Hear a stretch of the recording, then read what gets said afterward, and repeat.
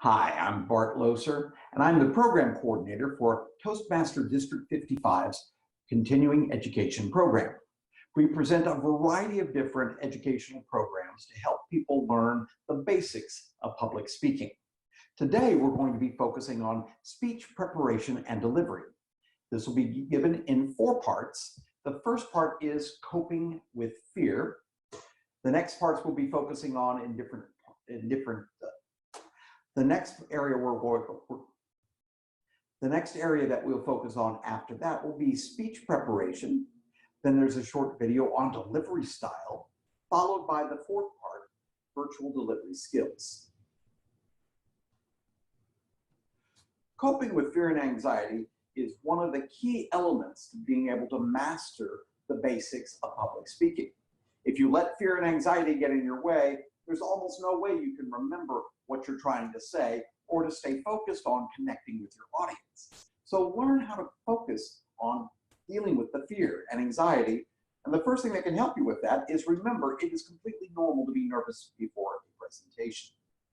I've been speaking for over 30 years, and most every time I ever get up in front of an audience, I have fear and anxiety because of the fact is I don't know what might happen, but if something could go wrong, how am I going to deal with it?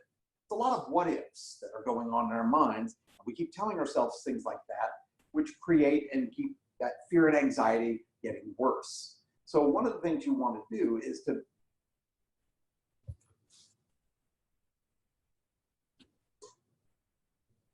coping with fear and anxiety is one of the key aspects of improving your public speaking skills.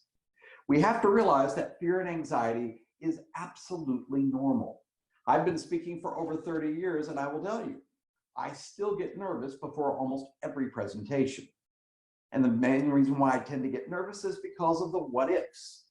As human beings, we are actually programmed to worry about things because we're trying to survive, and we fear that certain things that could threaten that survival could happen, and they always could. But most of the things that happen when you're speaking are not going to threaten your life.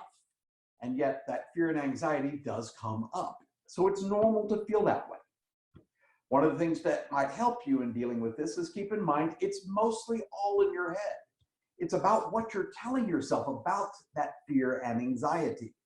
Because the fear and anxiety are emotions that you're feeling, but then our brain starts going into overdrive about the what ifs and the things that are going on because of the fear that tend to make it worse. So one of the things to keep in mind is you want to embrace the physiological reactions that tend to happen to us when we feel threatened. Most of you have probably heard of this called the fight or flight syndrome, that when you feel threatened, you have to prepare your body instantly to fight something or run away, such as when your boss comes up to you and says, "Hey, can I talk to you about something?" Fighting them or running away is not the best way to handle the situation. So one of the things you have to think about is what do you do to overcome this ancient physiological reaction that's going on in your body? Because you have to embrace the fact that it is happening. You've got a lot of chemicals going on that's preparing you for fight or flight, even though this is not going to be helpful in this situation of public speaking. So one important thing that can be helpful here at the very beginning is remember to keep breathing. Now, you would think that you don't have to remind somebody of that, but when you have a fear coming up or feel threatened, the first thing you start to do is stop breathing deeply. So you breathe a lot more shallowly. So we need to take in as much air to feed ourselves with oxygen, and your lungs have 2 lobes, the upper lobes and the lower lobes.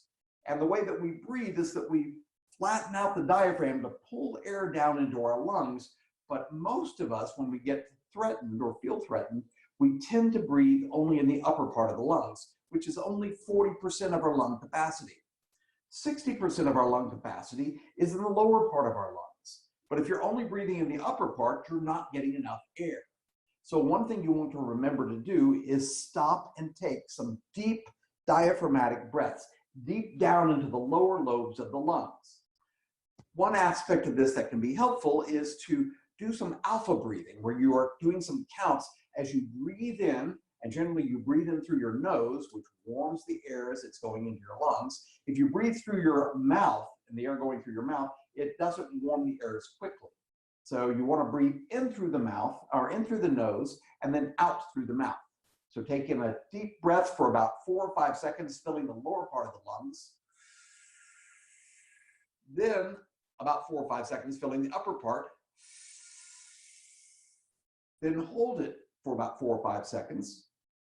Then let it out again for 4 or 5 seconds in the upper part of the lungs. Then let out air for 4 or 5 seconds in the lower part of the lungs.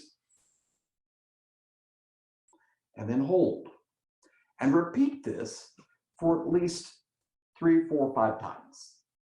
This will help to lower your heart rate, calm your body, calm your mind. So remember to breathe deeply. It's perhaps the most important thing to do to calm your fear and anxiety. Another thing to think about in calming fear and anxiety is you can think of fear as an acronym. FEAR. False evidence appearing real. As I mentioned, most of what we tell ourselves in our brain, the thinking brain, is not true. It's worrying about the what ifs, but you don't know if that's going to happen. The emotions are true, and it appears real, whatever it is that we're telling ourselves in this fear, but it's actually not true. And if you could learn to challenge that fear, that false evidence that appears real, you can help to overcome some of this fear and anxiety. In the movie Harry Potter, there was an animal. Of all the different animals and creatures you encounter, there was one of the most interesting ones that was called a boggart. And whenever you encounter a boggart, the thing is that this animal, can change its shape, and it changes its shape into something that is your worst fear, because then it can paralyze you. And the only way to fight the boggart is to learn to laugh in the face of the fear. You've got to be able to see it as absurd and just realize that's just crazy. That's not true, and laugh in the face of that fear, and then it will disappear. You lose the power of that fear. So learn to laugh in the face of your fears.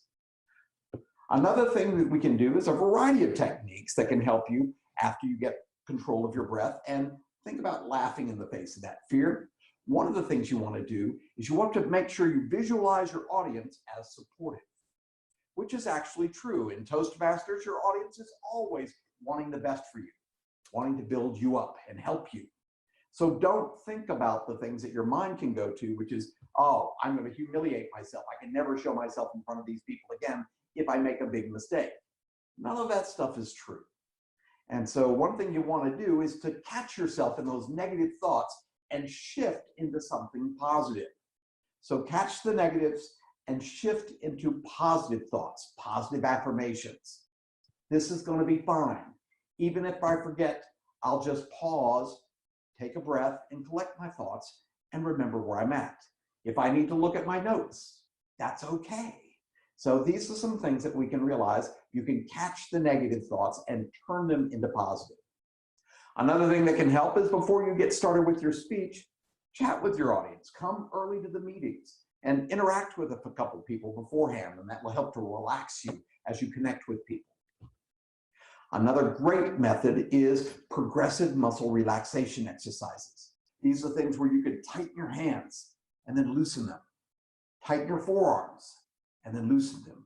Tighten your shoulders and then loosen it. Tighten your neck, loosen your face, and loosen it. So to relax your body, and you can do this progressively throughout your body from the top of your head all the way down to your toes. And by the time you're done doing that after a minute or two, you will be a lot more relaxed. And another, that's one of my favorites, is keep in mind that stress gets impressed into your body, and the only way to really get it out is you've got to express it. So express your stress. Shake it out. Go into the bathroom or some private place and just shake it out. You know, just for about a minute or so. Well, actually, you really only have to do it for 5-10 seconds. If you really go all out and just jump up and down with this, you can actually get that stress out of your body, and then take a few deep breaths, and you'll be remarkably more calm and relaxed. So in those moments where you're feeling like you're going to lose it, or that you're getting so stressed it's going to show, take a few moments and step away and express your stress. this is our part on coping with fear. I'm Bart Loeser with the Continuing Education Program. Join us for our next session in just a moment on another recording, and this is about preparing your speech. Thank you.